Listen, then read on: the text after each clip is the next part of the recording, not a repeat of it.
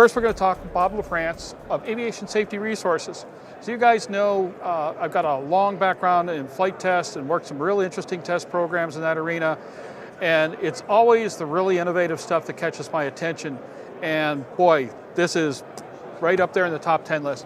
Bob, first of all, welcome to Aero-TV. Thanks, sir. And tell me what Aviation Safety Resources is doing at AEA. Well, Aviation Safety Resources has been evolving into a presentable package, which brings us to AEA. We walked the show last year and talked with several folks that might be interested in our new technologies, and this year we brought a demonstrator to the show to show a few people. So that's kind of what brought us here, finally getting to a point where we could show some technology. Okay, well, speaking of that technology, what you got for me? Well, a couple of different things. You talked about parachute systems, and this all started out with parachute systems. Okay. Our founder, Dario Manfredi, his father in the 1960s developed a tri-chute system where you have an airplane, and whenever you're in trouble, you pull a handle, much like the BRS system, but for the next level up airplanes, of 4-passenger, 6-passenger, and more airplanes. So what the system would do, with a lot of mass inertia at the pull. Yeah, exactly, and a lot more considerations than a slower flying airplane. Yep. So you separate the wings from the airplane and lower the wings and the fuselage all under separate parachute systems. So by separating the wings, you're separating a huge amount of weight from the fuselage, as well as the hazards associated with the fuel in the wing systems. So the tri-chute system, which was demonstrated to the FAA at Lakehurst Naval Air Station in 1967, they actually had a pilot in a 4-place Stenson go to altitude and jump out of the airplane, and then they tested, unlike testing the BRS system like you were talking about earlier, they tested the airplane. We did that with 2 live people going, oh gosh, this better not hurt. So in this case, we couldn't find any live people that wanted to do that, so they jumped out of the airplane and separated the wings and lowered the airplane to the ground, and later the airplane was put back together and flew many years into the future.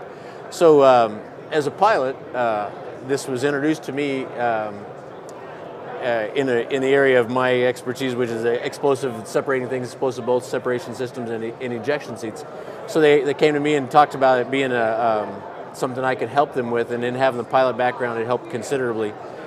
So my concern was who's gonna pull the handles on the system? You know, are you eventually going to get yourself to a frame of mind where you're going to pull a handle and basically take the airplane apart and lower you to the ground? And many of these type of safety systems, people wait too long to do that. So, well, that's still the problem even now. Is it? Yeah. Yeah. In a community that has this as a standard option, the joke is pull fast, pull often. Exactly. And it's so hard to get people to make that commitment to, this will save your life, and so forth.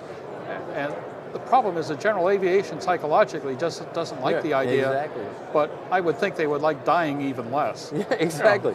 So the technology roadmap took kind of a left-hand turn and said, well, let's get smart about this thing. Let's add intelligence to this whole parachute thing. And my background being ejection seats, when an ejection seat goes out of an airplane, it goes out in 3 different modes. It'll go out in slow 0-0 seats, or it'll go out in a mid-range up to 250 knots, for example, or it'll go out in high-speed mode up to 600 knots. So bigger airplanes, faster airplanes. So we're going to add the intelligence of a reefing parachute or a drogue chute that might go before the parachute fully deploys. You know, if you're doing 250 knots and you deploy a parachute, you're liable to blow the panels out and not have any safety system left.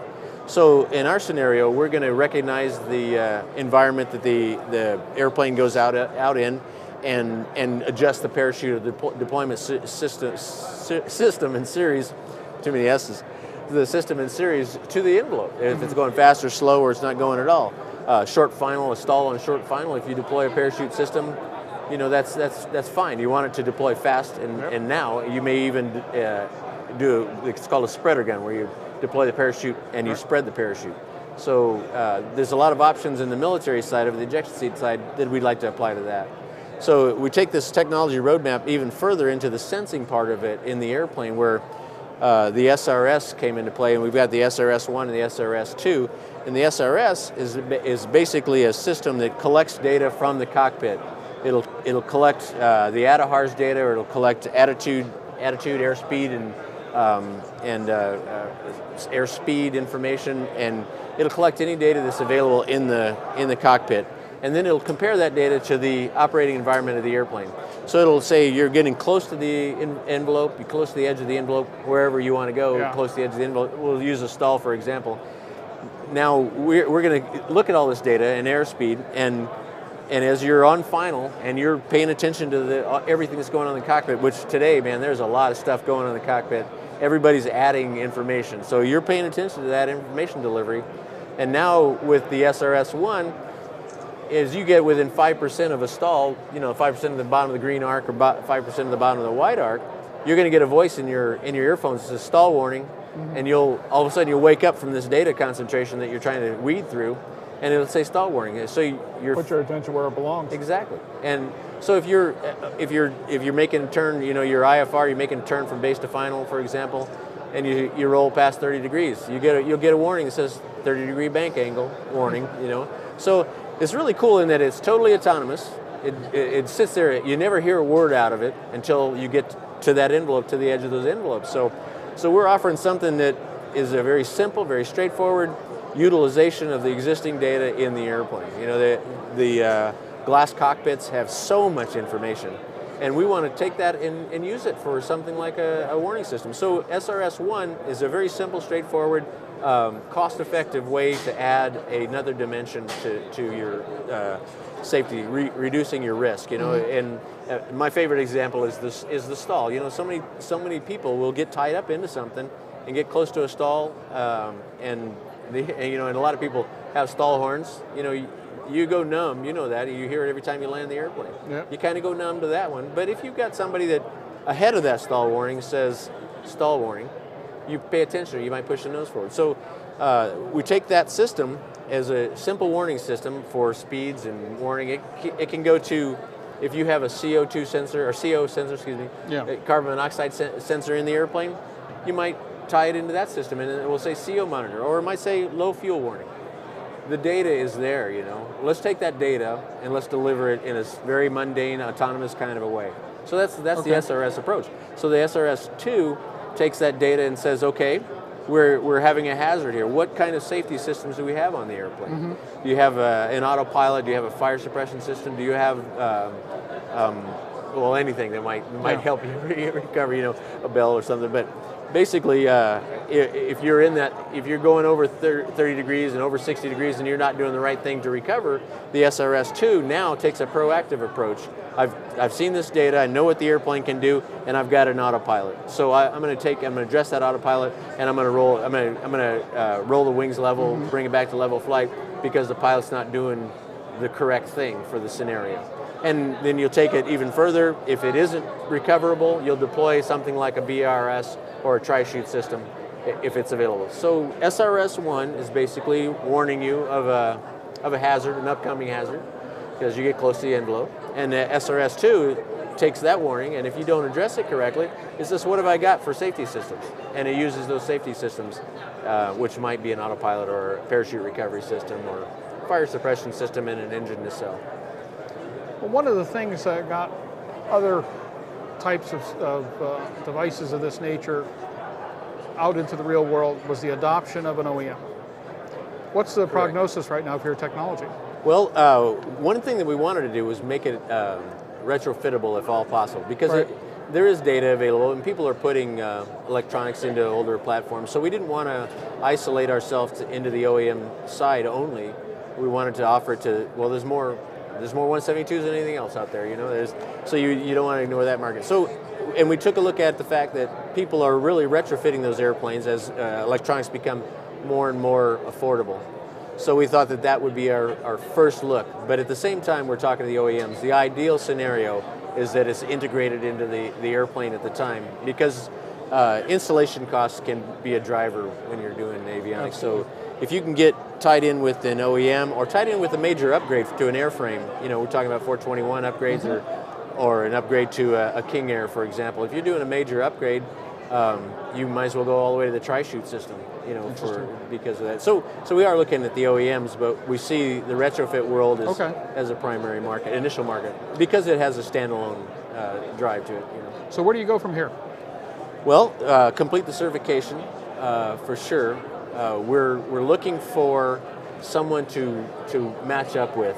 We need data, so there's a lot of people at this show are delivering data. You know, that's the biggest part of the show, is we're going to deliver data in different ways, and we need somebody that's going to give us the data. We need to interface with that data. You know, there's standard ways to interface with the data with ADRs and other ones.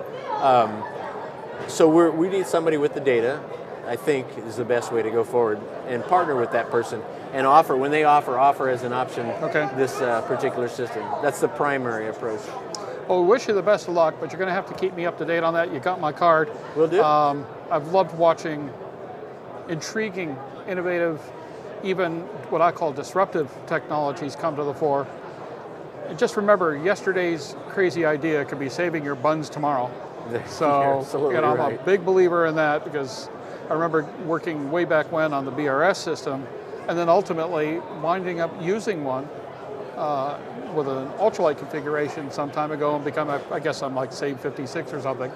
So it was really, really hard to take all the time that we had devoted to that and not realize, or not say right out loud, that that was a really good investment. Yeah, and see, you've lived the transition from, wow, who's going to pull the handle, to being the guy. Yeah, it's acceptable, and then you're being the guy. There you go. Bob, thanks so much for your time. We sure appreciate it.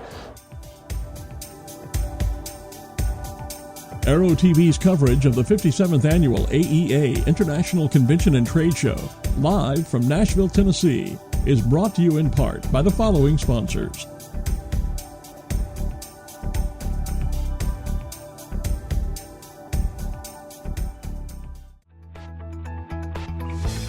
Aspen Avionics offers the most flexible and affordable certified synthetic vision system.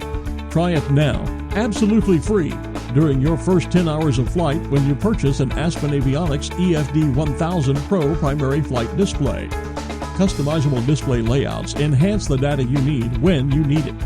Once you try Aspen's Evolution Synthetic Vision, we think you'll never look at your PFD the same way again. AML's patent-pending wireless induction charging system eliminates confusion over those charging cables, cuts down cockpit cable clutter, and allows you and your passengers to fly cordless and eliminate the cable nightmare. www.aviationmodificationleaders.com